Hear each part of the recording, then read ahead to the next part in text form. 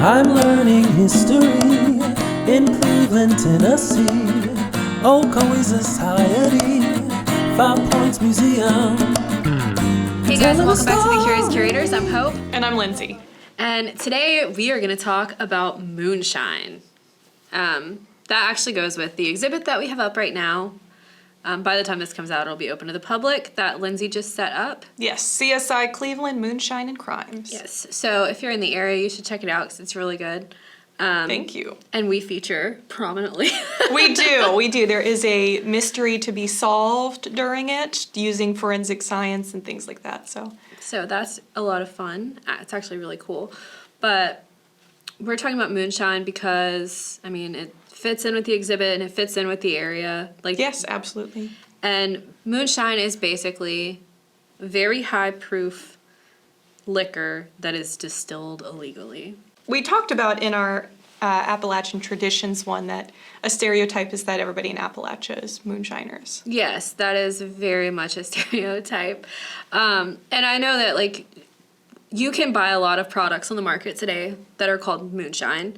But they're not moonshine. Yeah, the moonshine that we're referring to is illegal alcohol that was made illegally. The definition of moonshine is illegally made. Yeah, exactly. So if you're buying it in a store or at a distillery, it's technically not moonshine. Yeah, so it might taste like moonshine. I think most places actually make it taste better.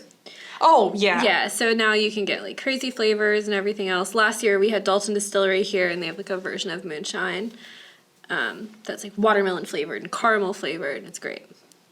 But the peak of moonshine in America was Prohibition.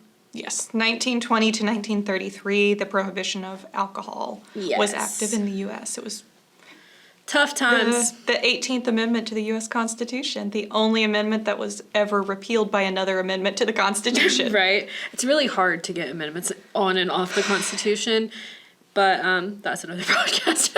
Yes. But I actually found out that the term moonshine was first used talking about illegal alcohol in 1788. Okay. So it's actually quite quite an old tradition. Yeah. And apparently the reason it's called moonshine is because it's made at night. Okay. So you can't see the smoke from stills.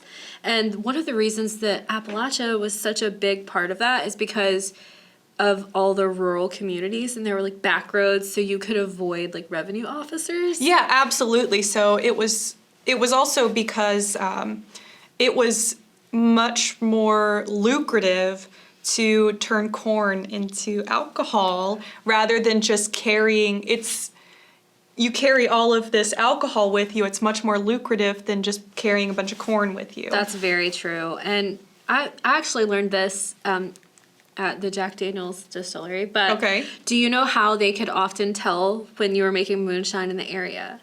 How? The trees turned black from the smoke from the stills. Yeah, so I thought that was really interesting. Yeah, I actually watched a documentary of Popcorn Sutton making moonshine. Popcorn. Our hero.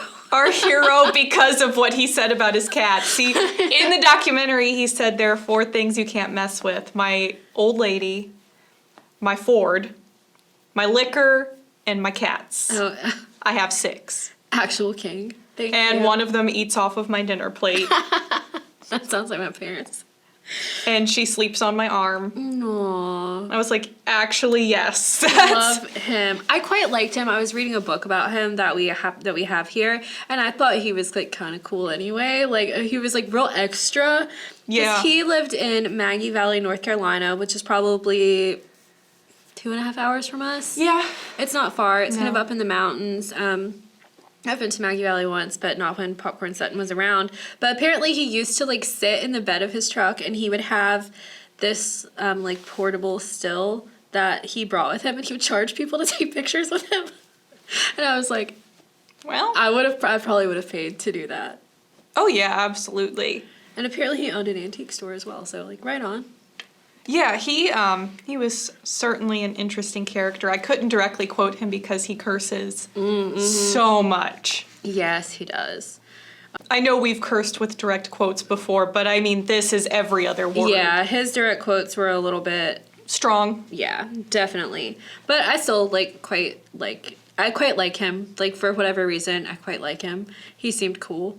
Yeah, his documentary, I think it's called, there are a couple documentaries about him, but this one that I watched was, This is the Last Bottle of Liquor I'll Ever Make. And this was, I found it on YouTube, actually. But he died in 2012 before his prison sentence. So he was, I believe it was the ATF raided him. And found barrels of liquor, like 50 barrels of liquor or something on his property that was made illegally. So he was going to go to jail. He was convicted. He was going to go to a jail sentence. He actually ended up committing suicide, I think, by carbon monoxide poisoning in his truck. That's so sad, because he was quite old as well. And it makes you think of, other times that, people who are quite famous and quite old have, gotten off charges that, we would go to jail for. But...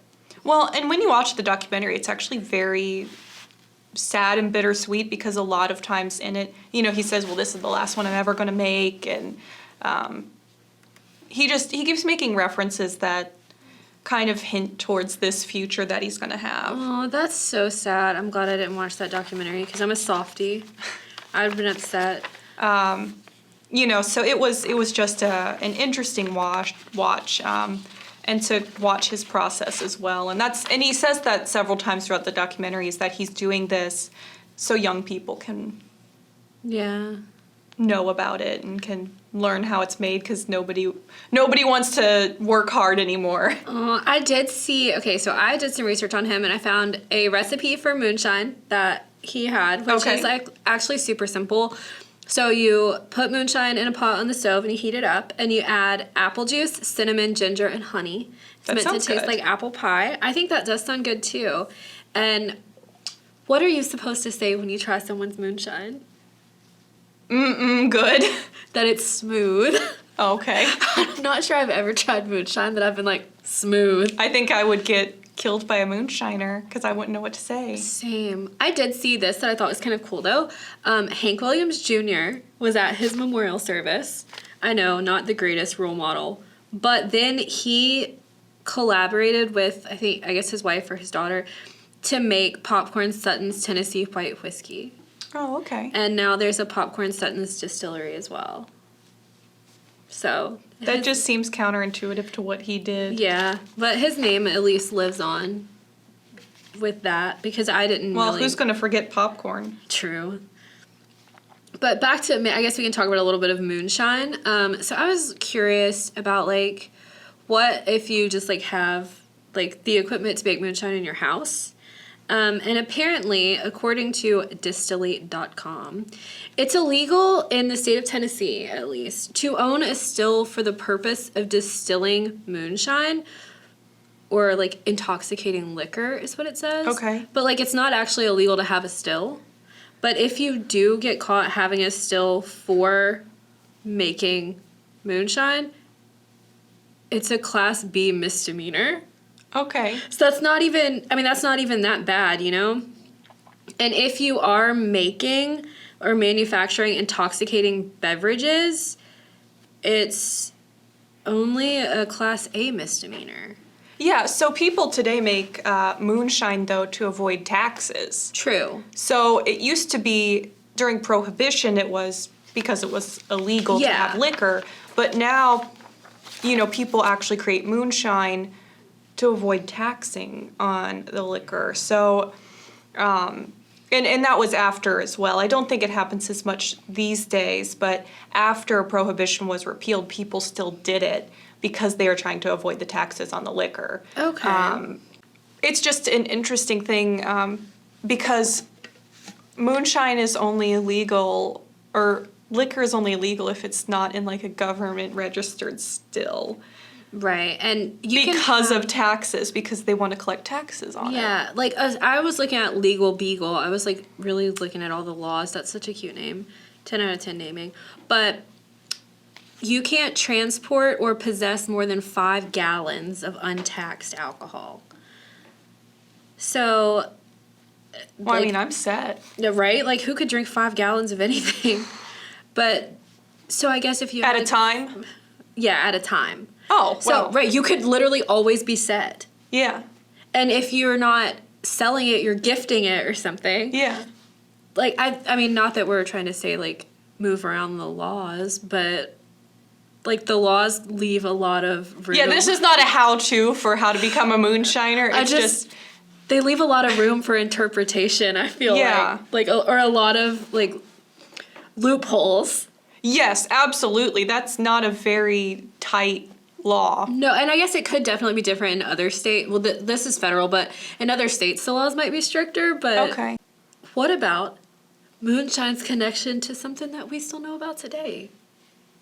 You mean NASCAR? I do. I don't watch. I do not watch NASCAR. I don't either, but moonshine, so NASCAR kind of originated from moonshining and bootlegging because you basically had the rum runners is what I call them. Yeah, rum I'm runners. pretty sure they had other names, but the drivers who would transport the illegal liquor outrunning the cops. Yeah, and like that, they had to learn how to drive fast. They had to soup up their cars. Yep. It became like such a thing. I read somewhere that there was something called a bootleg turn. This was smithsonianmag.org. Okay. And it was a quick turn in a controlled skid that you would like, so cops couldn't follow you because they couldn't do it too. So they could like maybe wreck, or maybe it was just to play games with them, which I was like, okay, that's fine. I mean, also I can't picture it, but their cars were probably not automatic, so. Yeah, that's also very true. And with our automatic cars, you can't do things like that. No. But, I mean, essentially after Prohibition ended, the need for all of these bootleggers and run runners went away. Yeah, and then they had already learned how to soup up their cars, how to make them lighter, faster, bigger engines, better shocks and springs, whatever. So you have, like, people like mechanics, because, you know, some drivers can't do things like that.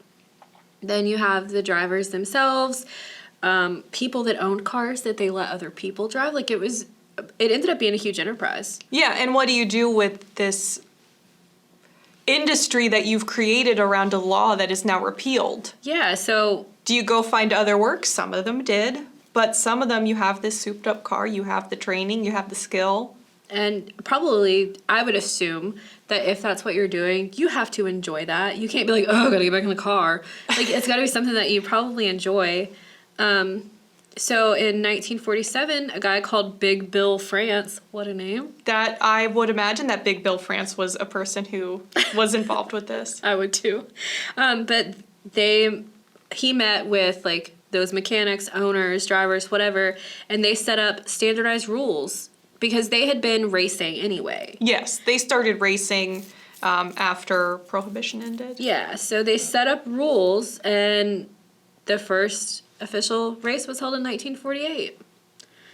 So NASCAR actually means, I never knew this, National Association, I can't even talk, for Stock Car Auto Racing. I didn't know that. Okay.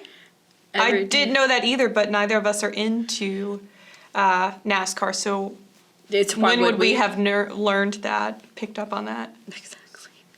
But I kind of think that's cool anyway, that you turn like your criminal enterprise into something that makes, I mean, I can't even warrant a guess at how much money a NASCAR driver makes. Very resourceful.